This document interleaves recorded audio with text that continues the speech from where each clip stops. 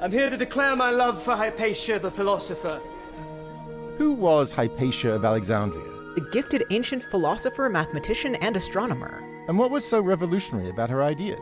What if we dared to look at the world just as it is? Let us shed for a moment every preconceived idea. Why were political elites so threatened by Hypatia's philosophical beliefs? You don't question what you believe. You cannot. I must.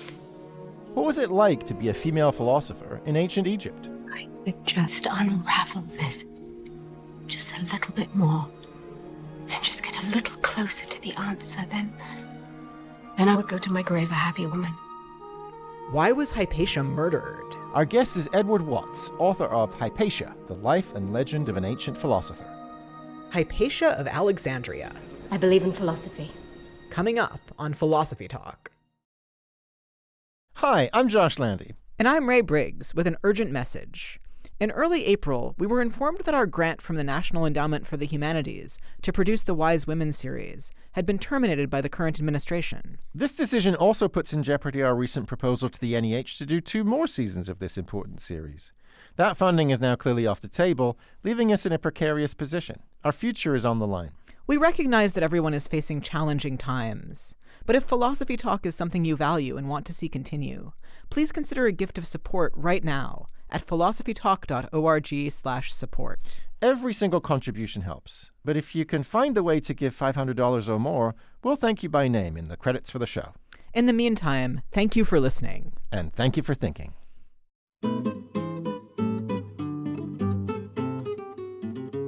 Who was Hypatia of Alexandria? What was so revolutionary about her ideas? And why did they lead to her eventual murder? Welcome to Philosophy Talk, the program that questions everything. Except your intelligence. I'm Josh Landy. And I'm Ray Briggs. We're coming to you from the studios of KALW San Francisco Bay Area. Continuing conversations that begin at Philosopher's Corner on the Stanford campus, where Ray teaches philosophy and I direct the Philosophy and Literature Initiative. Today, it's the first episode in our new series, Wise Women, generously funded by a grant from the National Endowment for the Humanities. We'll be talking about the life and thought of Hypatia of Alexandria. In her time, at the 4th century, Hypatia was one of the most famous philosophers in Alexandria, and indeed in the ancient world. She studied so many different things: mathematics, astronomy, philosophy. Yeah, and she taught about them too. Under her leadership, the Alexandrian school was really prestigious, right up there with the Academy of Athens. People came from far and wide to study there. And they were from all different religions, too. Some of them were Christians, some of them were pagans like her. Everybody loved her. Well, not everybody. She did end up murdered by a mob of Christian extremists. Yeah, she was killed for her philosophical beliefs, and particularly for her Neoplatonism. Right, that was a system of beliefs developed by people like Plotinus. It said that the divine force at the heart of the universe is this thing called the One. It's purely intellectual, and it's also where our souls ultimately come from. Hypatia thought we could get closer to the One by living lives of contemplation. Yeah, it's such an interesting idea, and pretty inoffensive, too. Why on earth would Christians have a problem with it? Well, there was a rival version of Neoplatonism that was much more at odds with Christianity, and that version emphasized rituals, including animal sacrifice. Christians drew the line at sacrificing an animal to pagan gods. Yeah, but that wasn't Hypatia's fault. Her version of Neoplatonism wasn't even big on rituals. It was more about cultivating virtues, the kind that allow you to transcend the physical and experience the One. You're right, it was totally unfair. She got targeted by a guy named Cyril, the Bishop of Alexandria, who wanted to take down the Roman governor Orestes. And Hypatia was a friend and advisor to Orestes, so Cyril started spreading these vicious rumors about her, and those rumors eventually got her killed. But nothing she believed was especially hostile to Christianity. Yeah, that's true. In fact, many of her students were Christians, like Synesius, who wrote a series of hymns that kind of seemed to bring together Neoplatonism and Christianity. He described the divine as having these 3 different aspects: one heavenly, one angelic, and one earthly. It's just like the Christian Trinity. That is totally fascinating. And Hypatia was obviously a really powerful intellectual figure. It's an incredible shame that she got cut down in her prime. She had a unified philosophical system, she knew a ton of math and astronomy, and she ran one of the most prestigious schools in the ancient world. And she accomplished all that as a woman in a male-dominated field. She's remained an inspiration to female philosophers throughout the ages. There's even a journal named after her. That's true, but don't forget that she wasn't alone. Pandrosian of Alexandria, Sosipatra of Pergamon, Asclepiadae of Athens. There were tons of prominent female philosophers at that point in history. Yeah, why don't we hear more about them? It's true there's now a movie about Hypatia, but she's still not a household name like Plato or Aristotle. Well, that's why we're doing this series on wise women. We'll be celebrating 16 unsung heroines of philosophy, from Hypatia in the 4th century to Judith Jarvis Thompson in the 20th and 21st. Their philosophy has sometimes been overlooked and often underrated. But not around here. Amen to that. I'm excited to kick things off with Hypatia. In a minute, we'll be joined by Edward Watts, professor of history at UC San Diego and author of Hypatia, The Life and Legend of an Ancient Philosopher. But first, we sent our roving philosophical reporter, Angela Johnston, to find out more about the life and times of Hypatia. She files this report. In one of the final episodes of the popular TV show The Good Place, a group of friends finally make it somewhere they've been trying to get to for 4 seasons.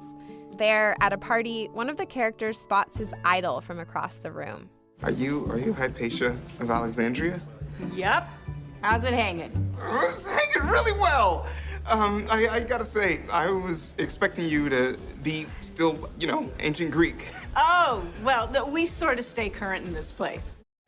In this scene, Hypatia is played by actress Lisa Kudrow, Phoebe from Friends. And she's decked out in a Jacksonville Jaguars jersey with Hypatia spelled in big white letters on her back.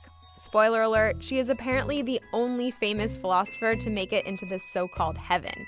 Plato, slavery. Socrates, too annoying, a loud chewer. Also, is it Hypatia or Hypatia, or in the ancient Greek, Hypatia? There's a lot of fun debate about this. You know what? Just call me Patty.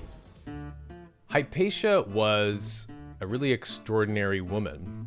That's Alex Petkus, a former classics professor and current podcast host. She didn't just teach philosophy. She didn't just teach people math and astronomy, which were part of philosophy at the time, but she actually managed to get into a position of leadership in her city, which was one of the great cities of the ancient world, Alexandria, which is in Egypt. When Hypatia was born in the middle of the 4th century, Alexandria was the 2nd largest city in the world after Rome. It was bustling and diverse. You have Jews and Christians and pagans and Scythians and Egyptians and Romans and big business interests and organized crime. Hypatia got into teaching and philosophy through her father, a mathematician and philosopher named Theon. She apprenticed alongside him as he was teaching his students Euclid's theories of geometry. And at some point, Hypatia's dad decided those current textbooks weren't good enough. Theon said, I'm going to make a new edition of Euclid. And he brings in Hypatia to help him draw the diagrams. And when they finish the work, she gets to put her name on it. So they co-authored this. She eventually takes over the school and begins teaching students herself. But it turns out there aren't many other documents or texts by Hypatia that still exist. Scholars like Petkus have to reconstruct a lot of her life from her students' writings and letters. I did a lot of research on one student in particular, a guy named Synesius of Cyrene. Synesius also shows up on the Hollywood screen, where he has a minor part in the 2009 movie about Hypatia, Agora.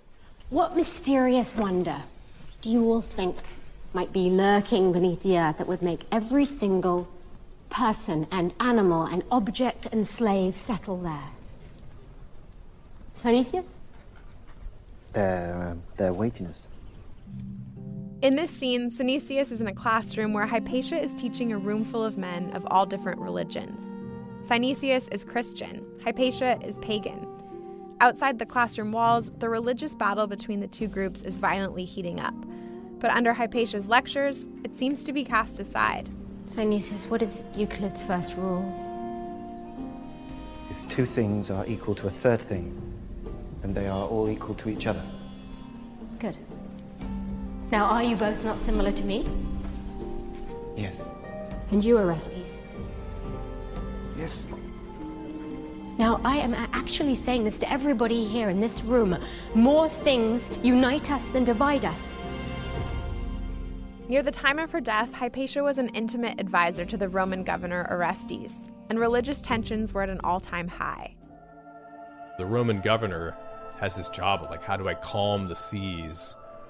And we don't know exactly what sort of things she said to him, but the fact that she was there saying them, it comes out clearly from our sources, both on what her life was like and also why she kind of became a threat to the bishop and why she had to go. Hypatia didn't want violence. Neither did Orestes. But the new Christian bishop Cyril wanted to stir things up. You start to look around if you're a kind of average Christian citizen of Alexandria, and you're like, oh, there's a witch. Petkus says the bishop didn't call a hit, but his supporters thought he'd be happy about it. Her murder was brutal. She gets pulled from her carriage in the street as she's on her way home one day by supporters of Cyril.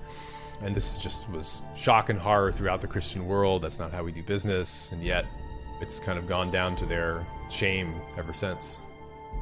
After her death, it's said that Alexandria wasn't the same. But Hypatia's legacy as an influential woman who questioned everything has lasted for more than a millennium. I believe in philosophy. For Philosophy Talk, I'm Angela Johnston. Want to hear more? You can find the complete episode on iTunes Music, or for unlimited listening, become a subscriber at philosophytalk.org.